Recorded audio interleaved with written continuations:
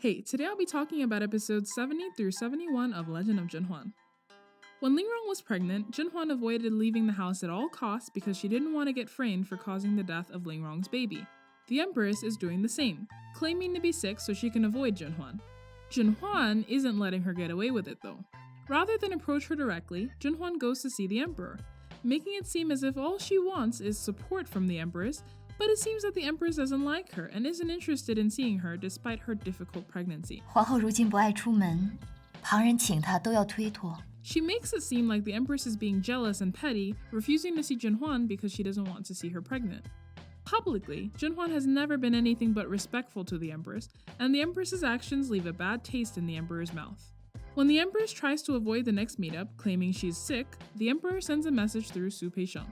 A very thinly veiled, "You better be here or else." The Empress, of course, cannot refuse the Emperor's invitation. As soon as she arrives, ZhenHuan asks the Emperor if the Empress wouldn't mind helping her tie a talisman in her room. You know, for the blessings. Again, smelling shenanigans, the Empress tries to go back to her palace, but the Emperor doesn't allow it. 皇贵妃与静贵妃为了朕的皇嗣，都不在乎区区之劳，你又何必百般推诿？ 是。 ZhenHuan, Jing, Duan, and the Empress go into ZhenHuan's room to tie the talismans. Jing and Duan quickly scurry out. That little speed walk of theirs is so cute. By the time the Empress realizes they're alone, it's too late. ZhenHuan grabs her arm and starts talking about all the people she's harmed. Longyue comes into the room in time to see them arguing. The Empress desperately tries to leave, but then ZhenHuan throws herself against the table. Things go south. Everyone runs in to see ZhenHuan on the floor, and the Empress is left holding the bag. ZhenHuan wakes up to hear that she has miscarried. She doesn't waste any time. 为什么要害臣妾的孩子？ She tells the Emperor that the Empress argued with her and pushed her into a table, causing her to miscarry. Dr. Wen also says that the baby was healthy, and there are clear signs of a collision on her stomach. Jing and Duan say they didn't see what happened, but they did hear what sounded like arguing from the other room. I actually feel bad for the Empress here. 那么熹贵妃是自己推倒了自己。 She did. It looks especially bad because ZhenHuan has the Emperor thinking that the Empress is jealous of her. The way ZhenHuan is acting, though, really rubs me the wrong way. Imagine this being literally any other character, and it's clear which side is in the wrong. Her fake crying, talking about how her child never even got a chance to open its eyes, all to frame someone for something they didn't do.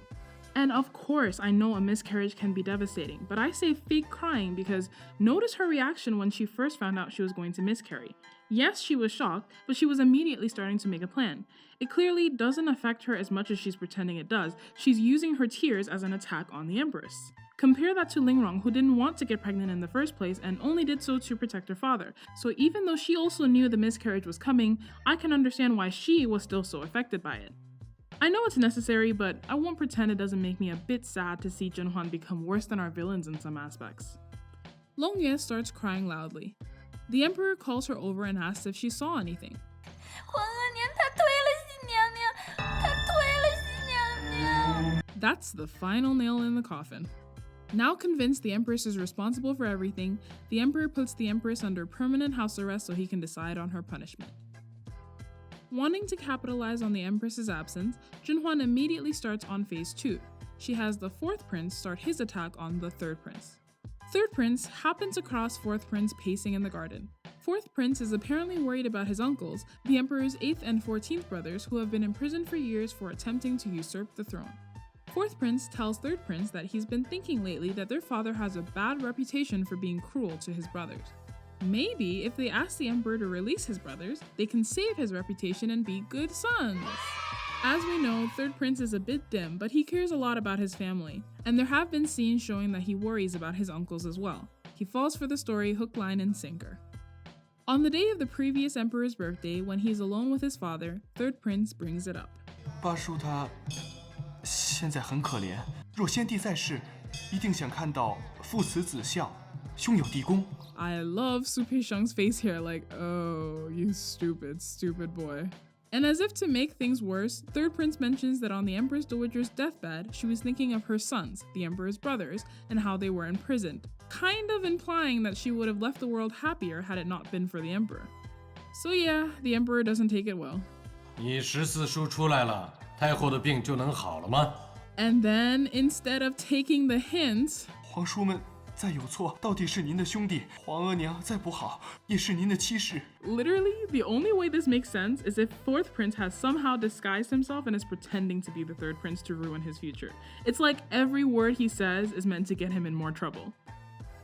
The emperor officially removes third prince from his lineage and makes him his uncle's son. 你既然要为你八叔求情，就去做他的儿子好了。 Since that uncle is no longer part of the royal family, as his son, third prince is not a part of the royal family either. 已经没有这个儿子了，还不快去！ Can I even feel bad for him? I mean, I guess he meant well, but I'm also still pissed at him for getting poor Yingguiren killed.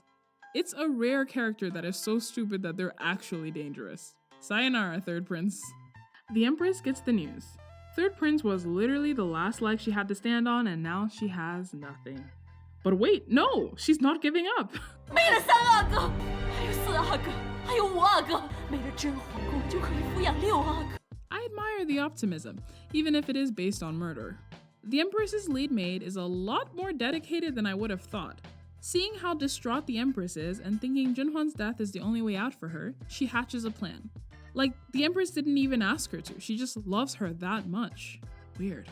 Guo Wang and his wives, Huanbi and Jingxian, are invited over for dinner. When Jingxian goes to feed ZhenHuan's son, the sixth prince, she has a taste of the food first. It tastes terrible. Just kidding, she's been poisoned. Guo Wang carries Jingxian to the doctor, but everyone else is ordered to stay behind so the emperor can figure out where the poison came from. They check Sixth Prince's food and find it chock full of poison. ZhenHuan's food is poisoned as well. Good thing ZhenHuan doesn't have much of an appetite. I would have been dead as soon as dinner started. Investigation reveals that someone saw the Empress's main maid sneaking around the kitchen. She's brought in.